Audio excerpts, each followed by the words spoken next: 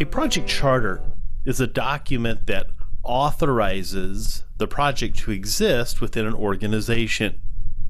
Now, the project charter it sets the direction of the project, operating under the assumption that we have the ability to change our life is an underlying premise of this course and this book.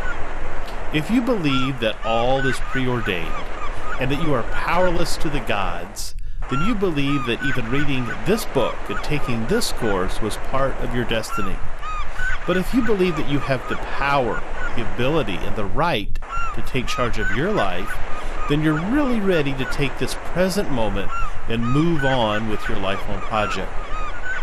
When you're ready to move forward, and I suspect you are, you're ready to formally launch your project. When I teach this seminar, I often give the example of a ship. If we were the captain of this ship, and we were to change our course by just 1 or 2 degrees, it would be a significant difference of where we would end up and where we are heading right now. Over the next year of your life, you may not need huge sweeping changes, but you may need just tiny changes, 1 or 2 degrees, to end up in a far better place than where you may be heading. The project charter helps to visualize and to set the direction of where we're going in our life. You are the project manager, and you have the authority to do this. The project charter is a document, as I mentioned, it officially launches a project. A project charter is a document that assigns authority to the project manager to manage the resources, the scope, the entire project. The charter is based on the mission statement of the project and your project requirements.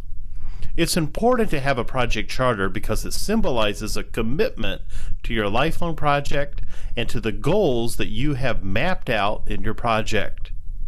You'll need a project charter in your lifelong project because it'll serve as a physical promise to the goals you've established for your life over the next year.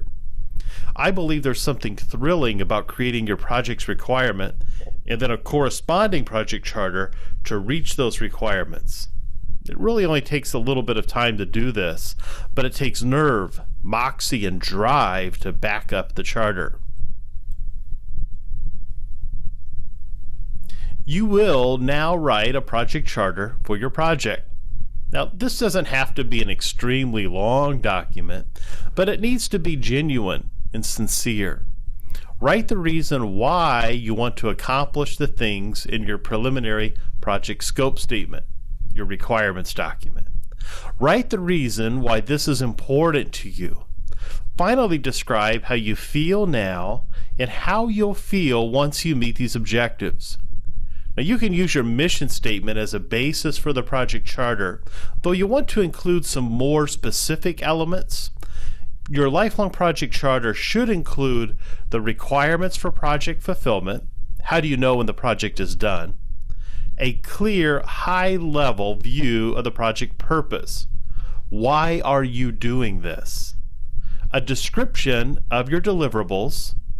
So what will your project move, add, change, delete from your life? Stakeholder influences. Who are the people you'll involve in your lifelong project? And what's their influence on the project's success? Constraints and assumptions. Return on investment. What will you and others gain as a result of this project? What's your budget for this project? So what will you have to spend? And then a high-level summary of the project schedule. So you know this project is going to take 1 year, but maybe you've already begun to formulate some milestones as you've done some of your planning. Your lifelong project charter is a very personal and powerful document.